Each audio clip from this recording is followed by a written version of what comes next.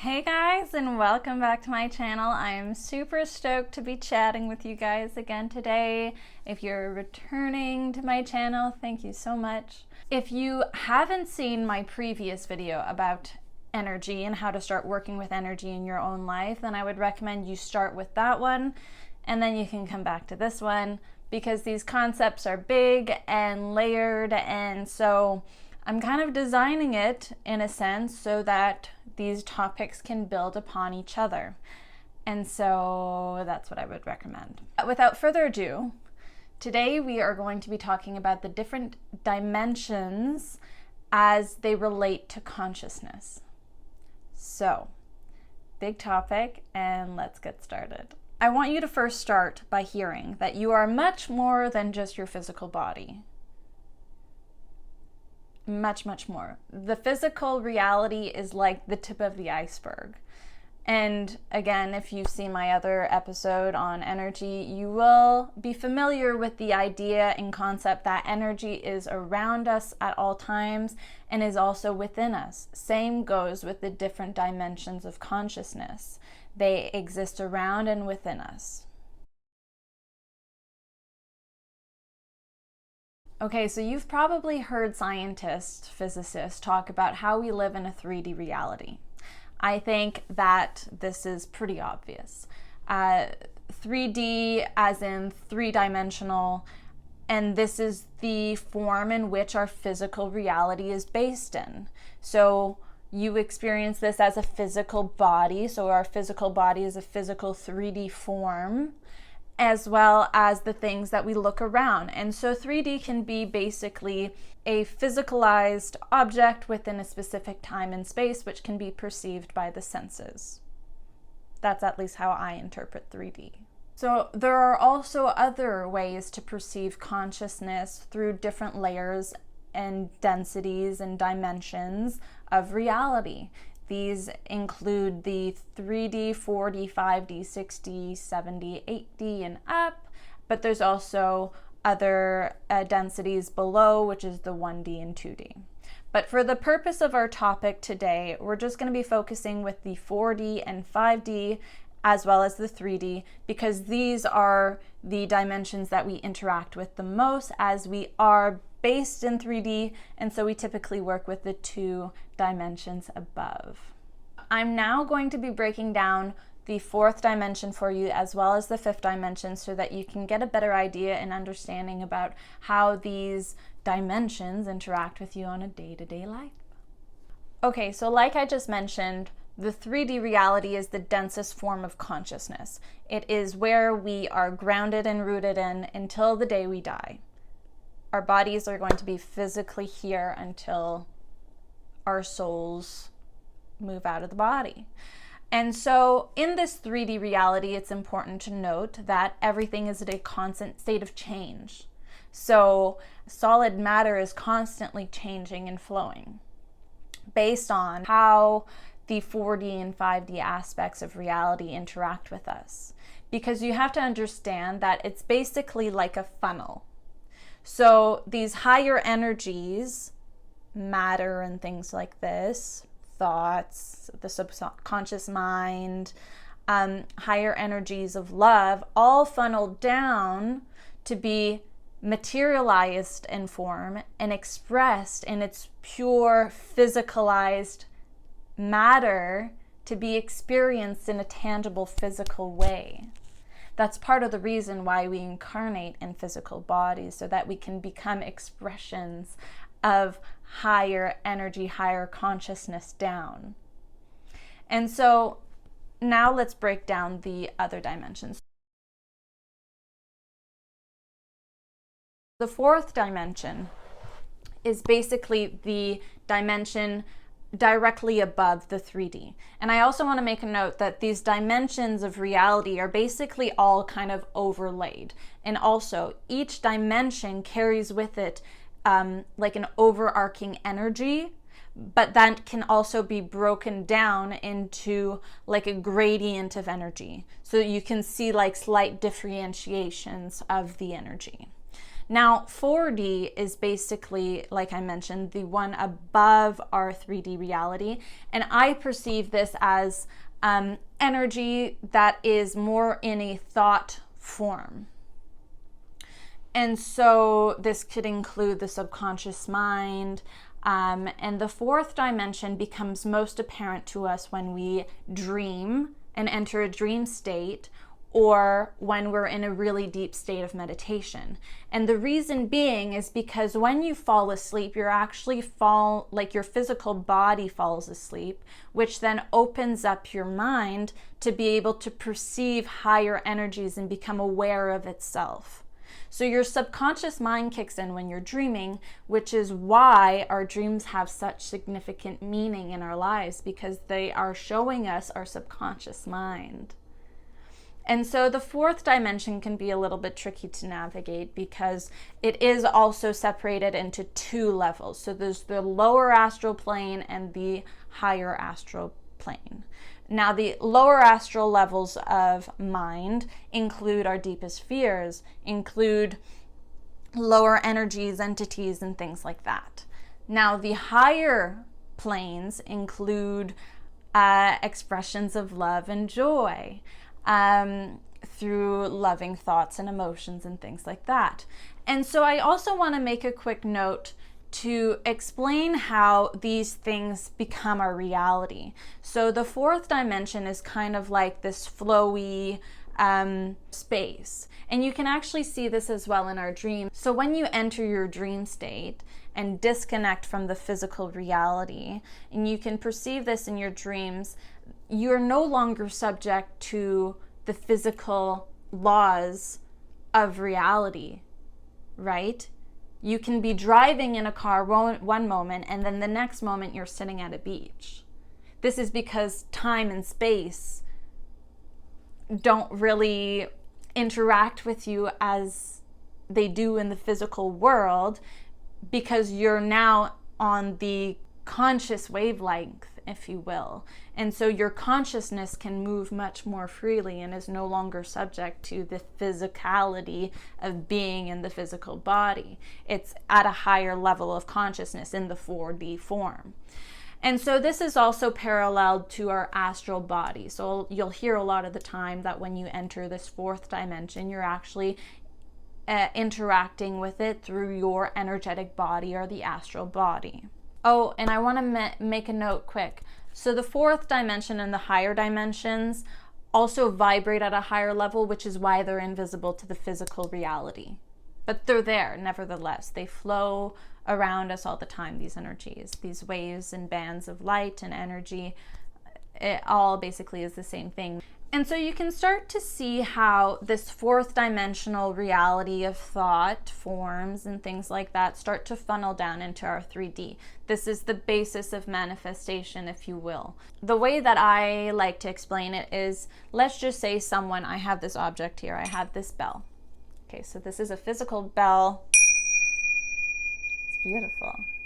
But you can hear it, you can touch it in the 3D, it's a tangible thing. But in order for this to have been manifested in the 3D reality, someone would have had to have the thought to create a bell. Therefore, you can see how thought forms become physical forms in the 3D reality. So you can also start to see, and as you interact with thoughts and emotions and stuff, you start to perceive how they become reality based on what you choose to pull in to your reality. So everything that you do, every decision that you make, every thought that you think becomes your reality in 3D form. Big stuff. And this is part of the journey, is coming to these understandings and starting to understand how we are more than our physical body. We're much more energy than we are anything else. This is just the physicalized expression of the energy. Now, this concept of 5D, the fifth dimension, is a dimension that works mainly on higher levels of energy and pure light, and they are directly related to love and the heart. So if you were to access the fifth dimension, you have to start in the heart, because that's how you tap into this higher level of consciousness, which is a level of consciousness that's based in pure love and unity. It's from this understanding of higher consciousness that we're able to funnel information through the fourth dimension and then plug it into your 3D body. And this is, like, you hear in spirituality the talk of like high heart living, or 5D heart living, or 5D consciousness, which is basically loving consciousness being funneled down into the 3D reality through thoughts and emotions, and then through the actions that we choose to embody. So you become the embodiment of pure love, is the idea. But you have to be connected to your heart. Therefore, you have to do the shadow work to de-armor the heart. I would recommend you start taking a look and keeping track of your dreams and journaling, and start to meditate and become closer with your thoughts. It's also really important to note that the fourth dimension it's like the gateway to whatever happens in 3D. Therefore, you have to really keep an eye out and conscious mind on what your subconscious is being fed.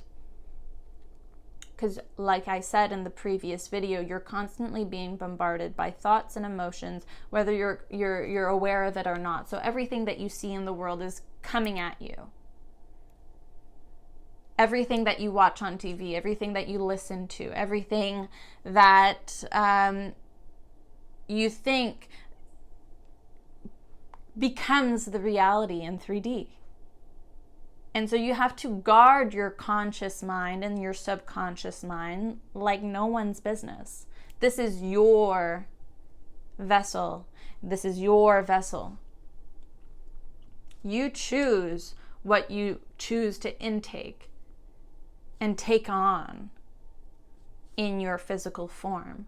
So the more that you tap into this higher reality of 5D, of high heart consciousness, and the more that you focus on becoming that expression of pure love and unconditional love, and you remove the barriers and the ideas of separation and fear and anxiety, as soon as you disconnect from that and you start to take control over your life and you start to choose things for yourself based on love, higher consciousness, then you'll start to make better choices in your personal life. You'll start to interact with people differently. You'll start to open your heart to people, have more compassion for people and understanding. And you'll start to understand that evolution and the way that a society evolves first has to start from within. And this is partly what Jesus was talking about, and what the Buddha and all these spiritual teachers are basically just funneling information from these higher realms and higher levels of consciousness down through the fourth dimension, through thoughts and emotions, so that it can be physicalized in 3D and expressed and shared with other people so that their consciousness can rise up as well. And it's really interesting too, because when you start to realize that everything is energy and is not subject to time and space, you can shift your reality like that. That's the basis of quantum physics and quantum healing. You literally get to choose in an instant, in every instant that you live your life, what energy you want to tap into. But this comes with practice and conscious effort, because you're slowly reprogramming your subconscious mind. The subconscious mind, depending on what it's been fed its whole life, is either plugged in mainly in fear or plugged in mainly in love. That's the two paths. It's the choices that we make, and they become obvious to us when we start having these realizations, right? And so it's never too late to pick love. But it is a conscious effort, and you have to really truly be honest with yourself, and to really sit with yourself and observe your thoughts, observe your emotions. And then you do the shadow work, and you de-armor the heart. You start opening up the heart. You start forgiving yourself and others, having compassion. We can all learn from these messages and start embodying this reality. But it's a choice that each individual has to make. Nobody can force anybody to take on this information either, because so long as someone forces you to do something, it will never be fully integrated into your body. It won't bring that shift in perspective that's required. And sometimes, and this is the hard thing to realize, is that sometimes you have to sit in pain and suffer, in a sense, to come to these realizations.